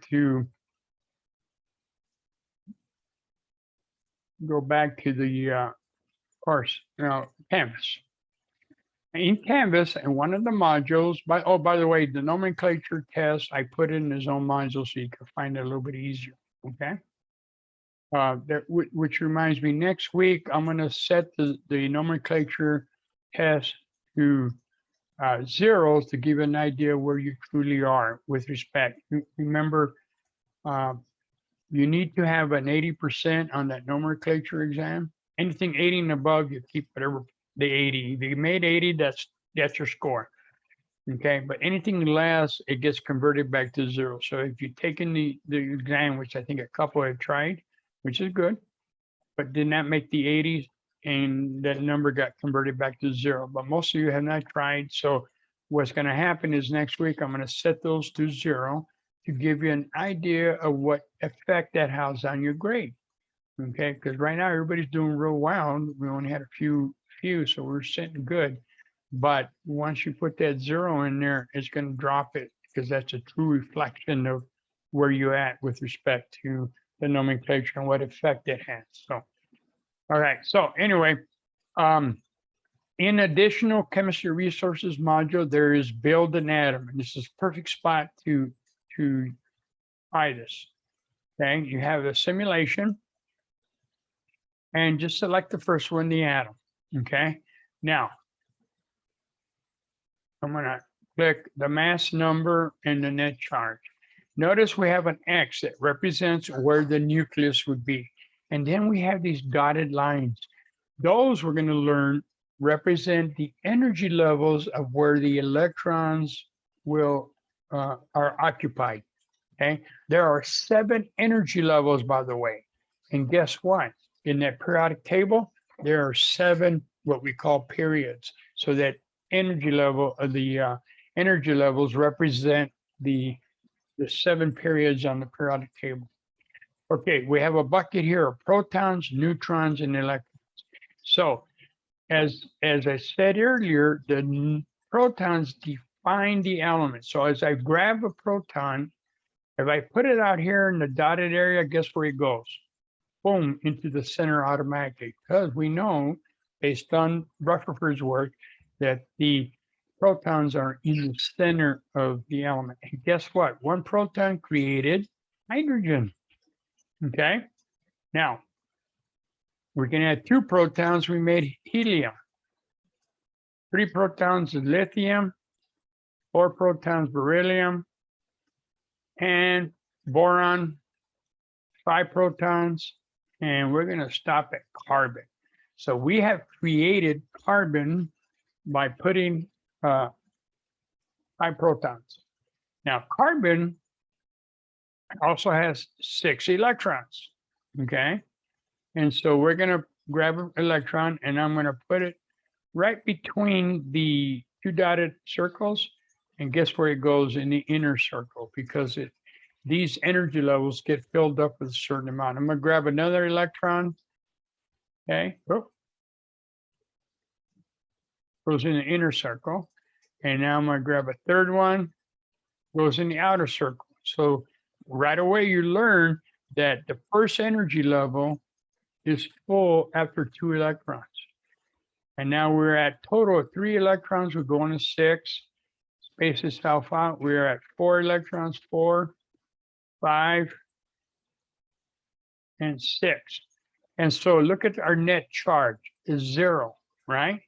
6 protons was a positive, 6 electrons which is negative. Now, our mass number is 6 still because we only added 6 protons, but we got to add, let me show, right now as it stands, notice it's very unstable. So one of the things that the neutrons does is help stabilize the element. And so we're going to add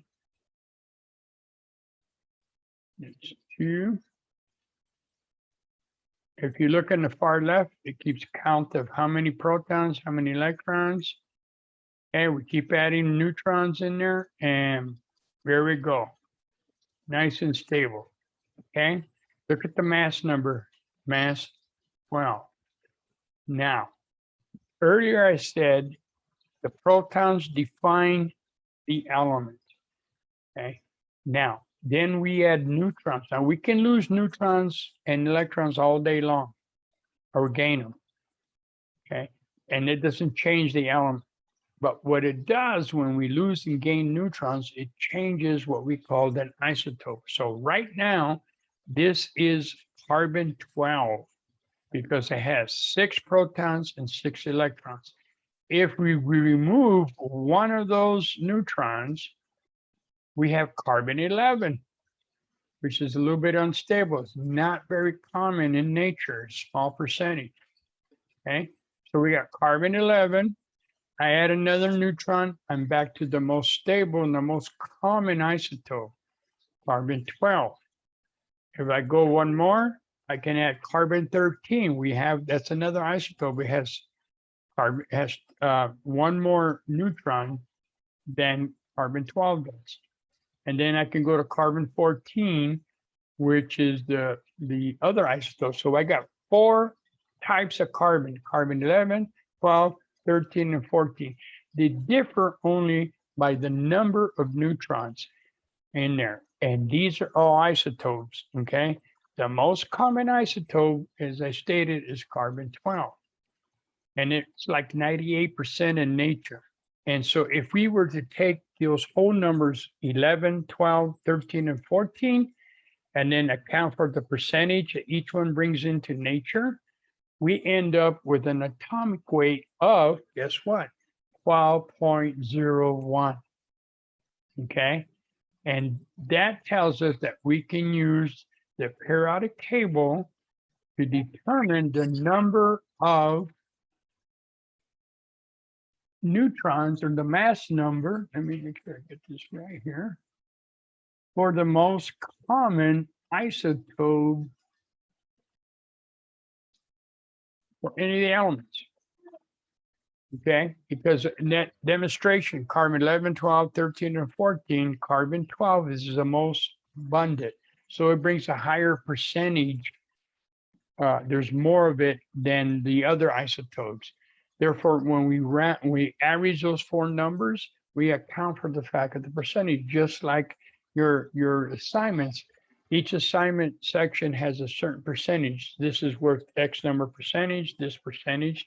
Okay, so some parts of your course are worth more and have a greater effect on your grade than other parts. Okay, and that's what's happening here. The result is that we can take the atomic weight given on the product table and round it up to the nearest whole number. So if you look at carbon, if you take 12.01 and round it up to the nearest whole number, guess what? You get 12. And that is the mass number for the most abundant isotope of carbon. So 12 minus 6, guess what? 6 neutrons, right? And I can do that for any of these elements, okay? Magnesium, it has an atomic weight of 24.31, okay? Round that up to 24. That is the most abundant isotope for magnesium, magnesium 24, okay? So anyway, let us continue. I'm going to stop it here. Chapter 4. Where's slide 19? Okay, let me stop it here. We'll continue next week.